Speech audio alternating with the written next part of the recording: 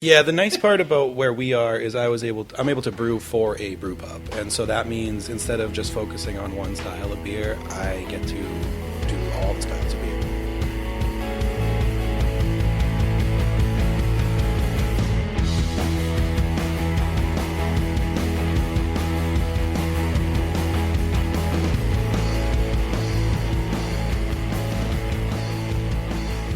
Today we sit down with Asa Marsh-Sachs of Orono Brewery. Listen in as we learn what it's like to brew for a restaurant instead of store shelves.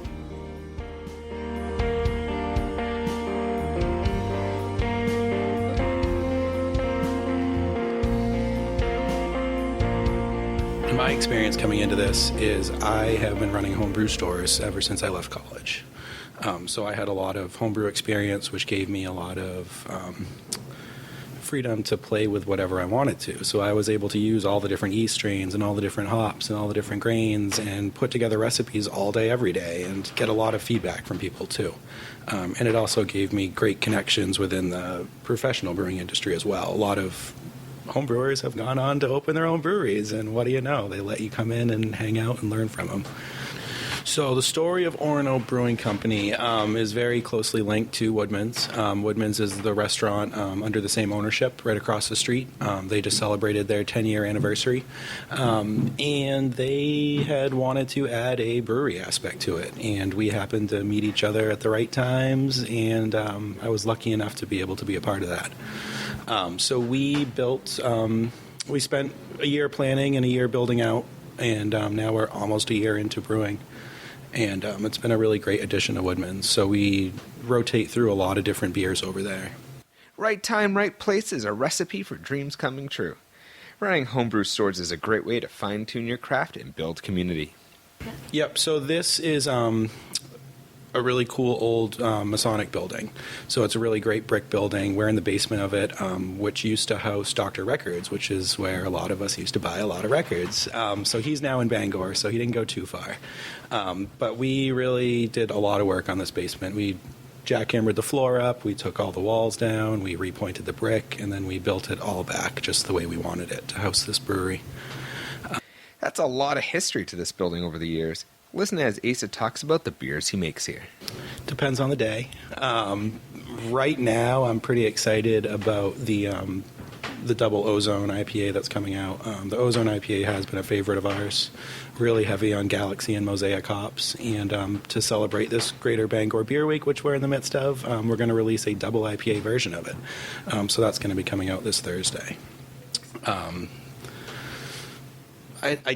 For the most part, though, I do tend to prefer a lower alcohol beer. So I do really like our cream ale and our Kolsch. They're both really just crisp and sessionable and pretty clean tasting beers. Brewing for a brew pub is different than what most breweries do. Asa explains the advantages. Yeah, the nice part about where we are is I'm able to brew for a brew pub. And so that means instead of just focusing on one style of beer, I get to do all the styles of beer. So we're making Belgian wit beers and cream ales and pumpkin beers and double IPAs and stouts and porters and everything in between. So just look for some good craft beer, really. I mean, local is the most important thing. That's what I've been saying lately. You really can taste the difference in a fresh beer. I grew up helping my dad cap beer when he was homebrewing, so I remember that as a kid. And he did it briefly. Oh yeah, we'd be capping them. So we'd put them on the floor on newspaper, and I'd get down there and cap them. And we do root beer too, so I could enjoy some of that. Yeah, but they did a lot of darker beers, so it was a lot of stouts and porters. It sounds like from your experience, if I want to be involved in a brewery, I should start homebrewing now with the help of my 5-year-old. That way when he's an adult, he can start a place of his own. Asa, thanks for talking with us today. The music throughout today's episode is by Old Etc. out of Biddeford, Maine. To learn more, head over to greatbeeradventure.com/music. We have new things headed your way every week and cannot wait to share them. Today's show is co-produced and edited by me, Dano.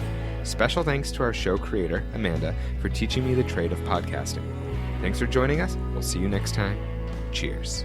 Do you love winning free awesome stuff? To partner with rad beer companies, we need to know more about you. Fill out our survey at greatbeeradventure.com/survey and listen to future episodes for contests. For pictures from our visit at Orono Brewery, head over to greatbeeradventure.com/038. Want to know more? Be sure to find us on Instagram at Great Beer Women.